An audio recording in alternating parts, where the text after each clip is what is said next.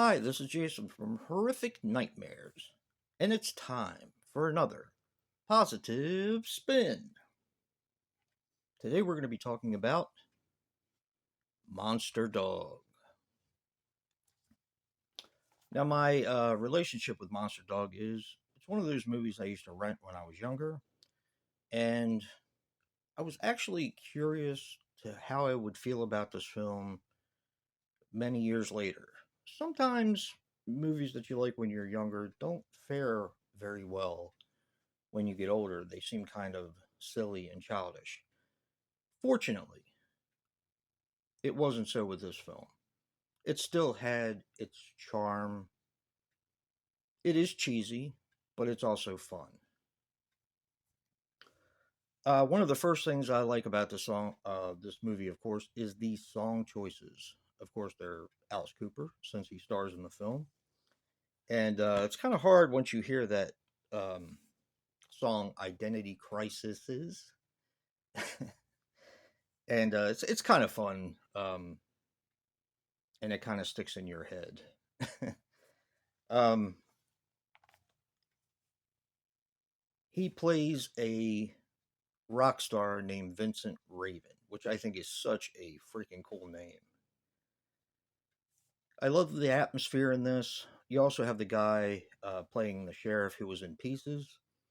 I think his name's Ricardo. I can't remember his last name, but he was the groundskeeper at the school in the movie Pieces. Looks a lot like my wife's uncle, and that's kind of how I always know it's him, pretty much.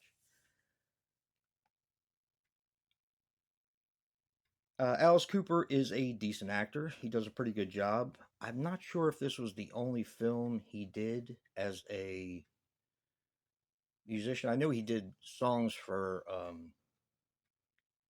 um, Friday the 13th, Part 6, Jason Lives. All those songs were actually on one of his albums, Constrictor. Teenage Frankenstein, He's Back, The Man Behind the Mask. But he also does some stuff for this movie as well, which is really cool.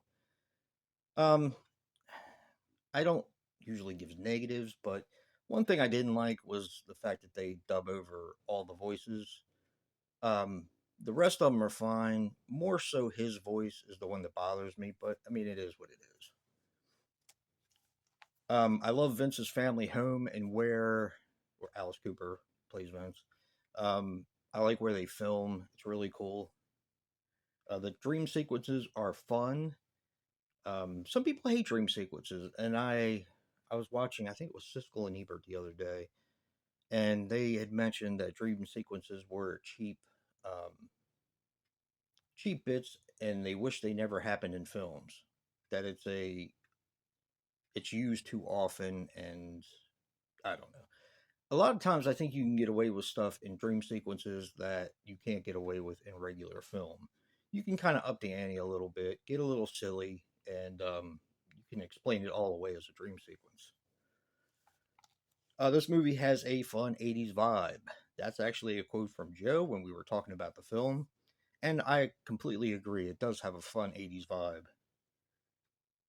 I love the music score, especially, of course, the songs with Alice Cooper.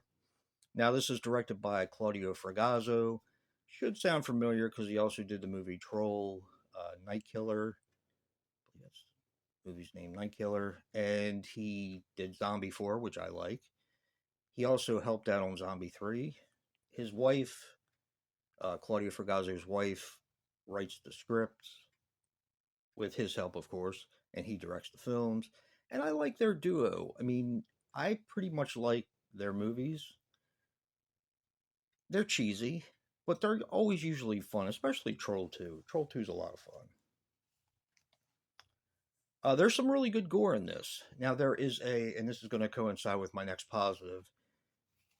I love the rooftop of the house where Vincent grew up. It's got a lot of obstacles on it, and it makes for a good gunfight scene, which they end up having with the townspeople in the movie. And there is one scene in particular. where a guy gets shot in the head, and I'm going to leave it at that. If you do happen to see this film, you'll know exactly what I'm talking about because it's pretty cool. Some of the shots in this film were done extremely well. Not just the atmosphere with the fog and everything like that, but you get these shots inside of the house where there is like the light just reflects off of the dust or anything inside the house, and it just looks ominous and eerie. All in all, this is a fun movie. Um, my friend Rob actually said something that I thought was interesting in his review of this film. He had said that he looked at Eli Roth on I think it was Shutter, and Eli Roth is a Italian movie fan, and he had said that Italian films focus on storytelling; they don't cater to the masses, and I think that's kind of important. True Italian films aren't going to be for everyone. It's kind of a mixed bag sometimes, but there's just a lot of fun to be had with them, in my opinion. That's why I like Italian cinema so much, especially Italian horror.